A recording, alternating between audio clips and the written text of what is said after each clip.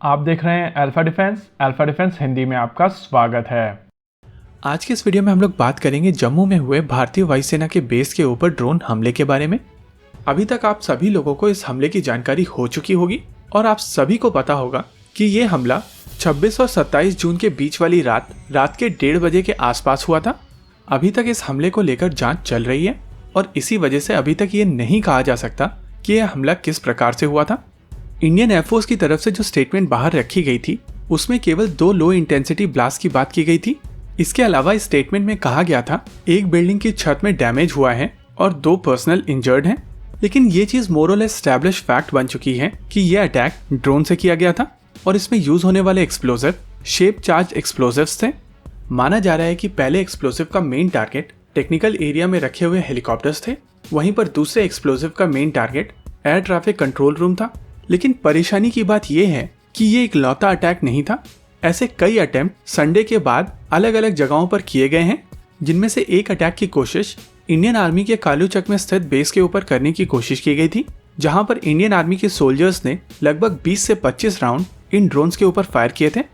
इन drones को लेकर कई थ्योरीज इस समय मीडिया में घूम रही हैं, जिनमें से एक थ्योरी है कि ये दोनों ड्रोन पाकिस्तान से आए थे और अपने वॉरहेड को डिप्लॉय करने के बाद में ये दोनों ड्रोन पाकिस्तान वापस चले गए हैं। वहीं पर दूसरी थ्योरी है कि ये ड्रोन लोकली डिप्लॉय किए गए हैं, यानी कि भारत के अंदर से ये ड्रोन भारतीय वायुसेना के बेस के ऊपर डिप्लॉय किए गए हैं।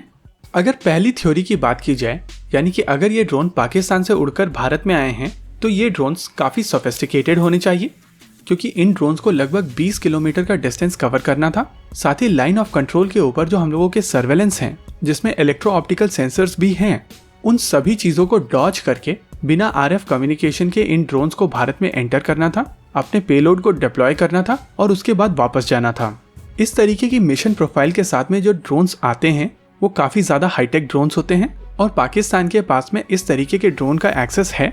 लेकिन जब आप इस पूरे मिशन का एंड रिजल्ट देखते हैं तो समझ में आता है कि ये ड्रोन्स इतने हाईटेक नहीं थे, क्योंकि अपने अटैक के दौरान ये ड्रोन किसी भी प्रकार का ऑब्जेक्टिव मीट नहीं कर पाए हैं। और अगर ये ड्रोन इतने ज्यादा हाईटेक होते तो इस अटैक में भारतीय वायुसेना को काफी ज्यादा नुकसान होने के चांसेस थे। वैसे इसी थ्योरी में एक और थ्योरी जोड़ी जा रही है, जिसके तहत ये केवल वाटर टेस्टिंग थी और एक्चुअल अटैक आने वाले कुछ समय में किया जा सकता है। यानी कि पाकिस्तान बेस्ड आउटफिट्स की तरफ से ये जानने की कोशिश की गई थी कि भारतीय वायुसेना इस तरीके के अटैक्स के लिए कितनी तैयार है। और अब जब उनको इस डैमेज का असेसमेंट मिल चुका है और इस चीज की भी जानकारी मिल चुकी है कि भारतीय वायुसेना इस तरीके के अटैक्स के लिए कितना तैयार है, तो अब वो एक बड़ा हमला कर सकते हैं। इस थ्योरी के हिसाब से जो पाकिस्तान की तरफ से पहला अटैक किया गया है उसमें डिनायबिलिटी रखने के लिए एक लो टेक्नोलॉजी वॉरहेड का प्रयोग किया गया था।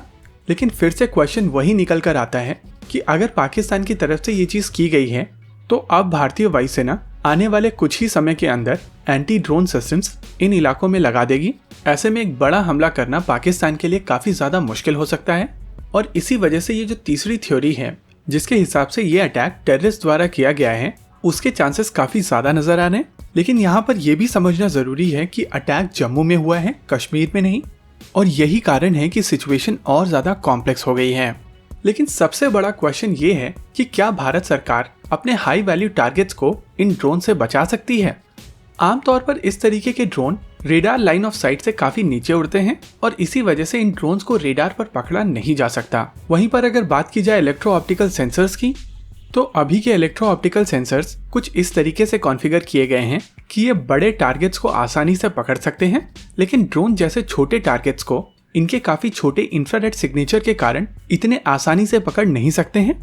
और इसी वजह से ड्रोन्स के लिए स्पेसिफिक तरीके के सिस्टम्स की आवश्यकता है। हालांकि देश में इस समय काफी ज्यादा टेक्नोलॉजी अवेलेबल है, जिसके माध्यम से हर तरीके के ड्रोन्स को न्यूट्रलाइज किया जा सकता है। इस तरीके के ड्रोन्स के डिटेक्शन के लिए देश में electro optical sensors, RF sensors और रेडार सिस्टम अवेलेबल हैं। एरो इंडिया 2021 के दौरान कई सारी प्राइवेट सेक्टर कंपनीज के द्वारा अलग अलग प्रकार के एंटी ड्रोन सिस्टम प्रेजेंट किए गए थे, लेकिन इनमें से ज्यादातर एंटी ड्रोन सिस्टम सॉफ्ट किल एंटी ड्रोन सिस्टम्स हैं। वहीं पर डीआरडीओ की तरफ से भी अपना एंटी ड्रोन सिस्टम बना लिया गया है। इनफैक्ट पिछले साल 15 अगस्त वाले दिन ये एंटी ड्रोन सिस्टम लाल किले पर डिप्लॉय किया गया था। इसके अलावा अगर हार्ड किल सिस्टम्स की बात की जाए तो DRDO की तरफ से अपना लेजर सिस्टम भी डेवलप कर लिया गया है। इनफैक्ट तत्कालीन रक्षा मंत्री श्री अरुण जेटली जी को इस चीज का डेमोन्स्ट्रेशन दिया गया था। ये डेमोन्स्ट्रेशन चेलाकेरी में दिया गया था और लेजर के माध्यम से एक ड्रोन को इस डेमोन्स्ट्रेशन के दौरान डिस्ट्रॉय किया गया था। सॉफ्टकिल और लेजर ऑप्शंस के वजह से सैचुरेशन अटैक से काफी आसानी से बचा जा सकता है। सैचुरेशन अटैक्स के दौरान बहुत सारे ड्रोन्स एक साथ आपके बेस के ऊपर हमला करते हैं, लेकिन अगर ये base soft kill anti drone system और laser based anti drone system से लैस है तो इस बेस को सैचुरेशन अटैक से भी बचाया जा सकता है। और बड़े ड्रोन्स के लिए क्लोज इन वेपन सिस्टम सबसे कारगर ऑप्शन है। भारतीय वायुसेना और भारतीय थल सेना की तरफ से अपने बेसिस को क्लोज इन वेपन सिस्टम से लैस करने की कोशिश काफी समय से चल रही है। हालांकि इस कोशिश को अब फास्ट ट्रैक करने की जरूरत है, क्योंकि अगर ऑप्शंस की बात की जाए तो मेक इन इंडिया के तहत भारत के पास इस समय बहुत सारे ऑप्शंस हैं, जिसमें L&T, टाटा, कल्याणी सिस्टम्स और सरकारी कंपनी BHEL शामिल है।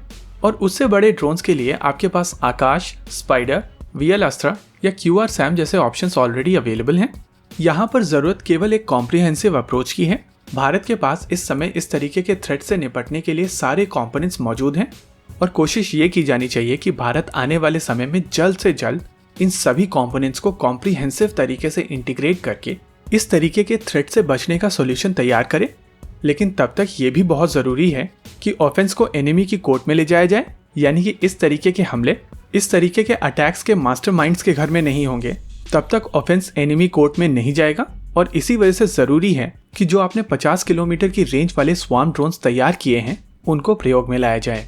इसी के साथ आज के इस वीडियो में रखते हैं केवल इतना ही। वीडियो को अंत तक देखने के लिए धन्यवाद। देखते रहिए अल्फा डिफेंस। धन्यवाद। जय हिंद।